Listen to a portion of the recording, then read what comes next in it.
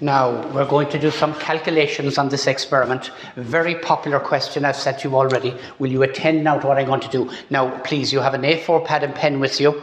Will you note the year and the question with the idea that when this is finished, this unit is finished, you can go back and look at it in more detail and inspect it, because I realise you may not be able to read everything on the screen. I understand that, but will you accept, please, that, that make a note of the year is 2017. It's question 10a.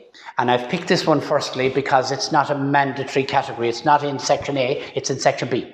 When something is mandatory, it can be examined in section A, okay, as a full question, but it could also be examined in section B in a given year, and in this year it came up here, and I want you to see the narrative first. We look at the practical aspect of it afterwards then, okay? I'm going to read the question, and we're going to have a look at how you go about answering it, okay? Now, I am saying again to you, I want you to change your attitude to these questions. I genuinely believe that you can score very high marks in this. You have a lot of control over your outcome here. They're not looking for any opinions or, possible outcomes. They're asking you to come up with a definitive answer here to most of this. And there's no reason why you wouldn't get 25 out of 25 for that. Okay? And that's always important. Okay? A student determined the relative molecular mass of a volatile liquid by vaporizing a known mass of the liquid at a known temperature and pressure. Draw a large, clearly labelled diagram of the apparatus that could have been used in this experiment. Large, clearly labelled. Now, we're not looking for an artist here, and here I go again. I've left this here for the moment, right? You must label the flask. You must label the volatile liquid in there. Okay, you must label the tin foil and the pinhole. You must tell me that that's the level of the liquid. It must be very clear to everybody that the liquid is up to there. Now, I'm not for shading this in because I think you lose a lot of detail at times with it, so be careful, won't you? And label the thermometer, okay? It doesn't matter what it looks like, label the thermometer, okay? Label the heater, okay? And please make sure the level of the liquid is high enough. Do they have a thermometer? Is the flask submerged almost fully? Okay, is it clamped? Okay, all very important. Have you a heater? Okay, very, very important. And you have the vapor in there, of course, which is good, right? And you keep heating that until this liquid has disappeared. Okay, very, very important. It was a label diagram they wanted now, large label diagram. You'd lose marks. They'd be very critical there now. You won't get those marks easily, please, but it needs to be well presented. And I hope you will be doing that anyway. And then it says, next, the student recorded that 0.28 grams of the volatile liquid occupied a volume of 268 centimeters cubed. And as follows, then we're starting to list this. The volume is 268 centimeters cubed when vaporized at a temperature of 98 degrees Celsius. Okay, the boiling water could be a little bit below 100. Okay, 98. And the pressure was given to you as 101 kilopascals. Now be careful, please, that you're taking these down. Always list the data. Where did you hear that before?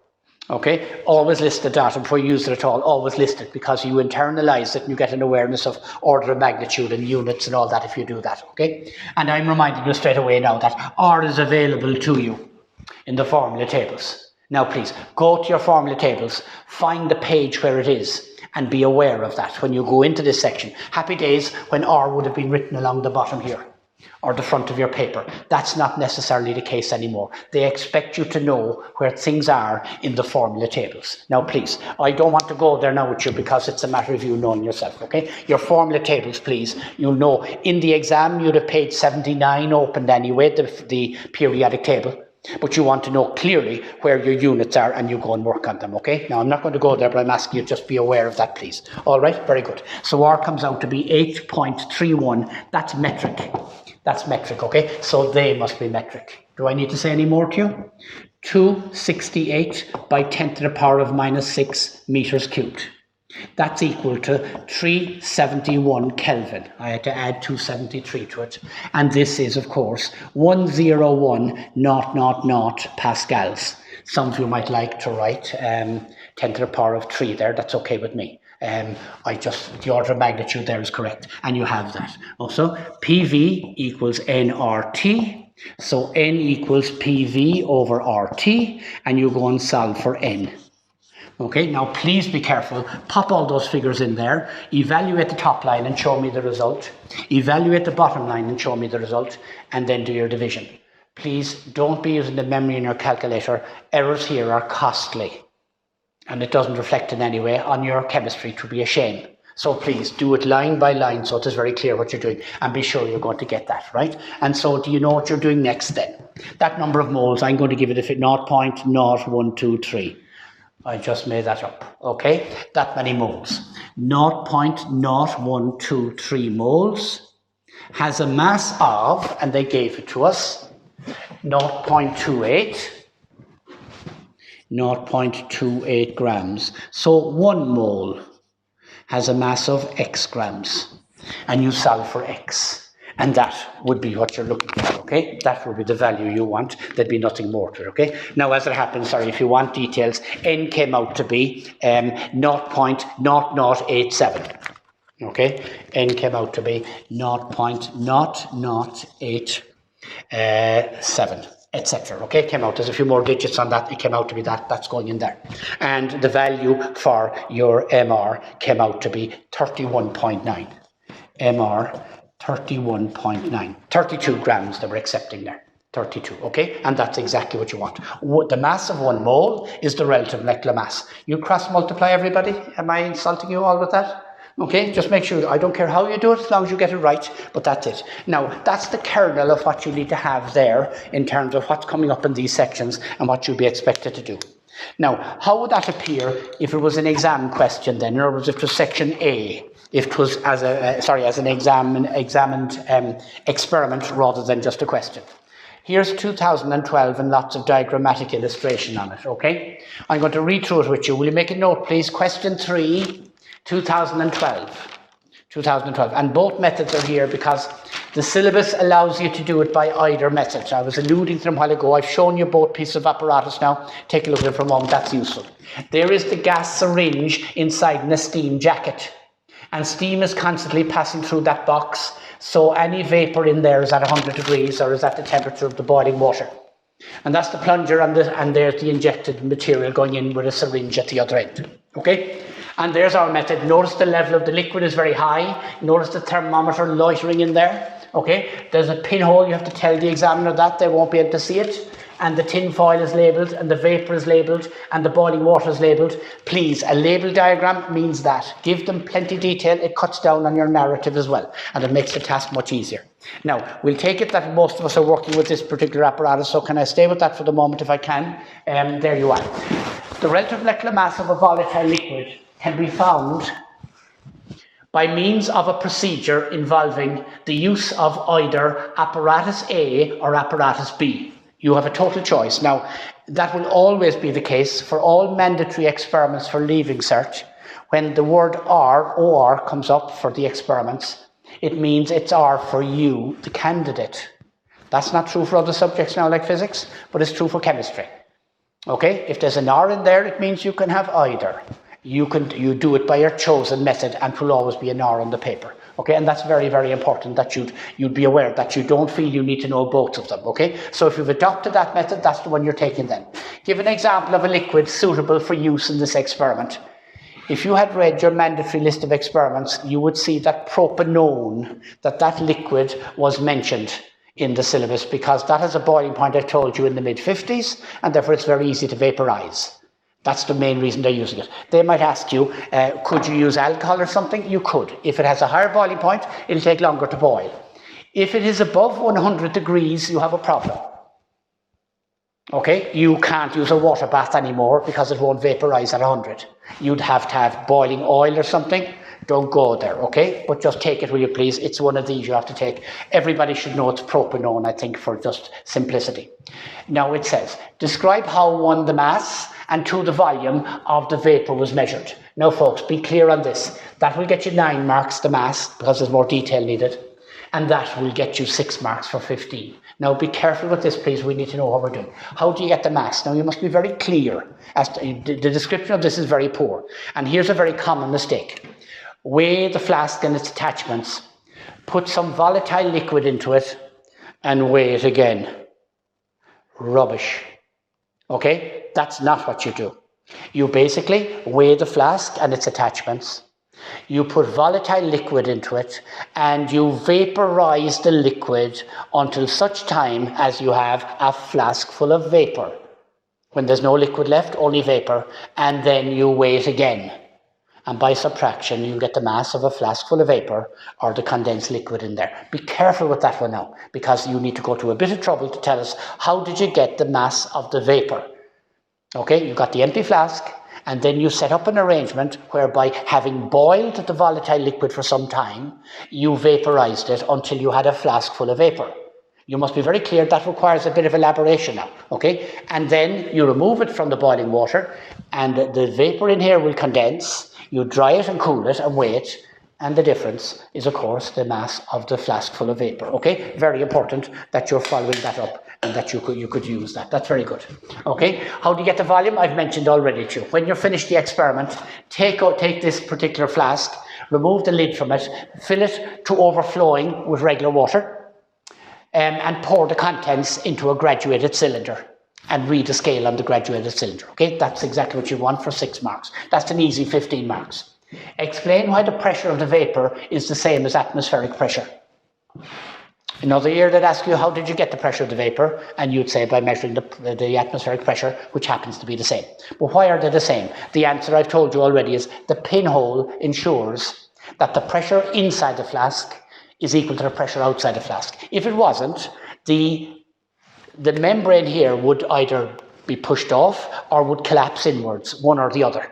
Okay, but it doesn't. And the pinhole ensures that you equalize the pressure inside and outside. If there was no pinhole there, the pressure inside would get so big it would eventually blow the cap off it. Okay, and that's effectively what you want, nothing more than that. And now you have a calculation. Do I need to say any more to you? You have, and I'm going to go through these again now. You have centimeters cubed going in there, right? You have your temperature of 100 degrees. That'll be 373. Now, please, always list the data they give you. I know I'm repeating myself now, but some people think that that's a kind of a luxury. It's not. You're being a very good scientist when you record data. In other words, you take down what you got, and you should always do that. Take down what they gave you. Do some of these need doctoring, as it happens, all of them here do. Sometimes only some of them, that might come in Pascal sometimes, so you wouldn't have to change it. So just be ready for that, will you? That's very, very important, right? That you have a sense of that.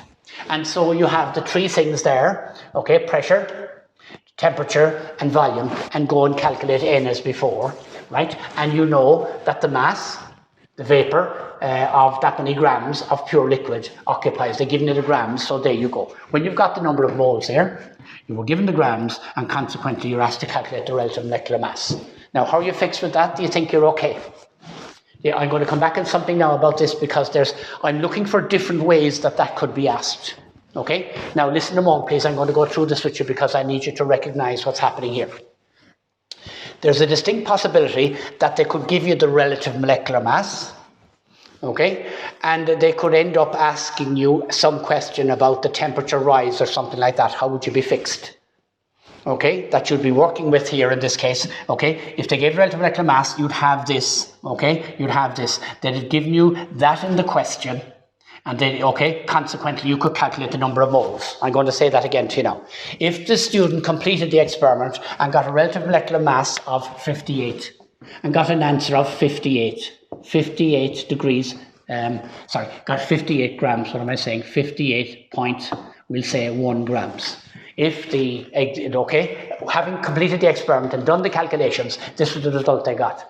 What was the temperature? They'll ask you something about this, and I'm going to lead you back in it now. In other words, they're going to give you that, okay, and you'll be looking for the number of moles. And from the number of moles, then they could ask you any one of them. They could ask you, what was the volume or what was the temperature? Are you okay with that? So you'd be saying then in this case, 1 mole equals, and you'd have it there, right? 1 mole is equal to 58.1, okay? And you'll be working on the basis of the number of moles you have here. They'd have given you, they have to give you that moles indirectly. So 0.123 moles equals, okay, what? Okay, and so you'll be looking for, that particular mass, right? What you'll be doing there. And you'd work your way through that in various ways, and they could ask you, just be ready for a variation to it, okay? But they have to give you sufficient information to work through all of them. Now, I don't want to blur the situation too much for you, but that's the very common route. Okay, and just be aware of that, okay, as to what you'll be doing, right? There's no difficulty with it because you'll be still working on the same premise, right? They could give you that relative molecular mass and ask you what was the mass of the vapor produced. Okay, in which case you'll be putting a relative molecular mass in here. Okay, 1 is the relative molecular mass. Okay, you have the number of moles in the calculation here, so you could get the mass of the vapor that was produced. Are you okay with that one? That's a variation of that. Just look around for but it's always based on the same theme, and there'd be very little to add to that. Now, let me look at one more just in terms of the way in which, and I'm presuming everything that the same thing would apply to all of them. Are you okay? I assume you'll all work with the first one, and that may not always be the case, but I think you would need to do that. Now, I'm going to look at 19, if I can, please. I have one here going way back to 2003, and I'm not going to say anything about it other than I want you to realise that it's very straightforward. There's nothing to it at all. 2003, question 3, and just how may the pressure be measured? We're looking for variations of the same thing. Describe with the aid of a label diagram how you would carry out this experiment to determine the relative molecular mass of a volatile liquid. That's very loose now, but it does qualify it for you. From your description, it should be clear how the mass, the volume, and the temperature of the sample were measured. Now, that's very important. They want to know, how did you measure the mass? How did you measure volume? How did you measure the temperature? For 21 marks. Now, be careful, will you, with a mark like that, a composite mark like that. They can break it up any way they like, but in fairness, in this case, some of them take more description than others. The mass takes the longest description to explain how you got that. The volume would be next, and the temperature would be least. So, here's how it would have worked out. Describing how you measured the mass will get 12 marks. 12 marks, a bit of detail needed there now. How you measure the volume would get you 6 marks, that'd be 18. And how you measure the temperature would get you 3 marks. And that's rightly so, because obviously there's very little description in some of them. So you have to go into great detail there about weighing the empty flask and going through the experiment. And then when you have a flask full of vapor, you would cool it and weigh it again. And by subtraction, you get the mass of the vapor. Okay, very important. 12 marks. The volume has got, I've told you already, fill the flask to overflowing and chuck it into a graduated cylinder and you get it there. And the last one, how would you measure the temperature? By placing a thermometer in the boiling water. As shown, right? As shown, that would be it. How may the pressure be measured? Okay, separate question. How may the pressure be? It's measured using a barometer by getting atmospheric pressure for the day or the time at which the experiment is being done. That will be equal to the pressure of the vapor. If you were dealing with the syringe, do you all recognise that, as I've mentioned before about the syringe to you, that if the vapor expands and pushes outwards, then when it stops, the pressure outside, which is the air, is equal to the pressure of the vapor inside. So that will be the same thing. But the pinhole is the other one there, and I hope you're all right with that. Everybody should be following that okay. And the last is a routine calculation now. Here we go again. A mass is given to you, a temperature, a volume, and a pressure. A temperature, a volume, and a pressure. Okay, so you can get the number of moles, and you have number of moles, and you have the mass, so you get the mass of 1 mole. Fairly routine. Look out for the variation of this, where some year they'll give you the result, they'll tell you what the value is, and you'll be going in reverse. You'll have the number of moles, you'll get a mass, you'll get the relative molecular mass of 1 mole, so you'll have to find the mass of vapor that was used in the experiment. Just look out for little tricks like that they might deal with, because that can be a nuisance. If anybody wants the answer to that, the MR comes out to be 89. 89. And I wonder, would you know if you got an MR of 89, what you might be talking about? MR is 89 grams. C2H5OH? No, okay, 2 12s, 24, 24 and 6 is 30, and 16 is 56, okay? So be careful, 46, right? Will you be careful? Okay, you could tinker around with that and you'll eventually get it right, okay? Make the chain longer and you're likely to find you have a volatile liquid there, okay? You need some organic chemistry done. Probably could be, but there's a number of things it could be. But if you go searching with that, you'll eventually find something that is likely to be, and just be careful when you're dealing with it, okay? That's most important. Let me look finally, it's a very recent exam question, because you need to know what the current state of play is. That's 2019. I'm sure Leaving Cert students won't be thanking me for this, because that's not likely to be question 3 this year. Not likely, okay? That's not saying it wouldn't be, but it's not likely. Could be well coming up, of course, in section B. So why would you neglect it, right? But will you take a look at it, please, and see you're okay? To determine the relative molecular mass of compound X, a volatile liquid. A small volume of the pure liquid was vaporized in a suitable container. You're given a choice of a suitable container. The atmospheric pressure at the location was obtained using a smartphone barometer sensor, okay? Very trendy, okay? So you could measure the atmospheric pressure in the lab at that particular time, okay? Part A, draw a large labeled diagram of the arrangement of the apparatus carrying out the experiment. Show in your diagram how X was vaporized. Okay, show how it was vaporized. It's immersed in liquid. Please, the level of the liquid is very important in that diagram. And how the temperature of the vapor was measured, your thermometer inside in the beaker is very important, right? Inside the water bath. With reference to your diagram, explain 1, why the pressure of the vapor at the end of the heating stage of the experiment was known to be equal to the atmospheric pressure at your location. Okay, how was it known? Because there's a pinhole in the tin foil, and therefore the pressure inside is always equal to the pressure outside. Okay, that's right. If there wasn't a pinhole, the pressure inside would blow the lid off. You could say that. How the volume of the vapor was measured. That's the same again as that 6 and 3. Be careful.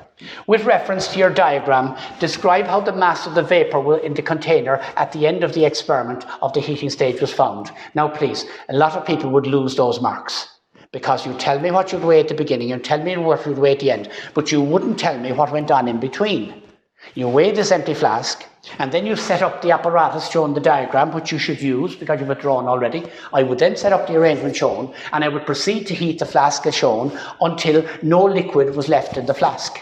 And when there was no liquid left in the flask, I have a flask full of vapor. Okay, and then I'd remove it, cool it, dry it, and weigh it. Now, you need to tell them all of that. Some of you are a bit naive about detail here. That it will be grand. It'll be grand, but you won't get the marks. Okay, so please be careful with that now. And lastly, I think you see where you're going with that. Calculate correct to the nearest whole number, the relative molecular mass X. Okay, of X, right? Given that you have that many grams, and you have a volume, you have a pressure, and you have a temperature. Okay, here we go again, volume, pressure, temperature, and you're going to deal with that, okay? And that's fine, okay? 15 marks now, suggesting to take a bit of time, and there's an expectation you'd work your way through that, okay? The number of moles for that, if you want to work it out, came out to be 0.0025. 0.0025, 249 to be correct. 249 is the number of moles that came out to be, okay? The last bit there, how do you feel about it? And there's a progression now on this. You need to be very careful in Leaving Cert. The Leaving Cert syllabus now is fairly old, okay? It's back there, 01. And so they're looking for novel ways of asking the same question. So you must be alert to what you might be asked. And here's a bit of theory being thrown in the middle of a practical. Bromine, Br2, has a relative molecular mass of 60. You could have verified that for yourself right here. Has a significantly greater relative molecular mass than water. Account for the volatility of bromine compared to that of water. And they've given you the 2 boiling points. Now, there's an inverse question for you. What makes, the early question was, what's a volatile liquid? A volatile liquid is something with a low boiling point. Okay? By the way, could I suggest to you, you wouldn't be using bromine in this experiment. You wouldn't live to tell the tale. Okay? So please be careful. Okay? Please, but they're just asking you a question. That's a theory question now. Now, I'm asking you before we answer it. It's very important when you're reading a question. What did the guy who set that question want to know? What piece of chemistry is being examined? Now, you need to ask yourself that very regularly in chemistry. When you read a question, you've studied all this now, and you've done that, you've done a lovely question. They're putting a piece in here to discriminate. Have you the full course done? Have you left bits out? And that's what they're trying to do now. You have a theme here, and suddenly, wow, what's this? And that would be the difference between a great answer, and an average answer. Okay, because a lot of people will get those marks, but who will get them? And that's very significantly now, okay, that you have to see there, okay, has a significantly greater relative molecular mass. One is much greater than the other. Account for the volatility of one over the other, okay? Now, if the mass is greater, of course, then the boiling point is going to be higher. But you see, you're only repeating what's in the question there. Do you recognize what they're after? They're comparing the 2 compounds, Br2 and H2O. Why have they different boiling points, really? And the answer to that question is, you know, I've alluded to it already today. It has to do with intermolecular bonds. That's a non-polar molecule, Br and Br. Okay, Br and Br will share a pair between them. Are you okay? Br and Br. Okay, so that is basically a non-polar molecule, whereas water is a polar molecule. The intermolecular bonds in water is hydrogen bonding. It's the strongest intermolecular bond. And because they're non-polar molecules, the intermolecular bonds are van der Waals forces. They're the weakest of the bonds between the molecules. So the bonds holding the bromine molecules together are fairly weak. So they're easy to break and therefore vaporize. Whereas the bonds between water are very strong. Between the molecules now, intermolecular bonds, very strong, and therefore you have to heat the hell out of them, way up a higher temperature before they'll vaporize. That was intermolecular bonds. Anything on the syllabus anywhere that asks you a question, why is that got a higher boiling point than that, or indeed a higher melting point than that, same old, same old. It has to do with the fact that one lot are tied together more than the other by the intermolecular bonds. Go back and revise that now, intermolecular bonds, van der Waals forces, dipole-dipole forces, and hydrogen bonding. Okay, and now we're at the end of that now. Please make sure you don't neglect this experiment. Could come up anywhere on the paper, all right?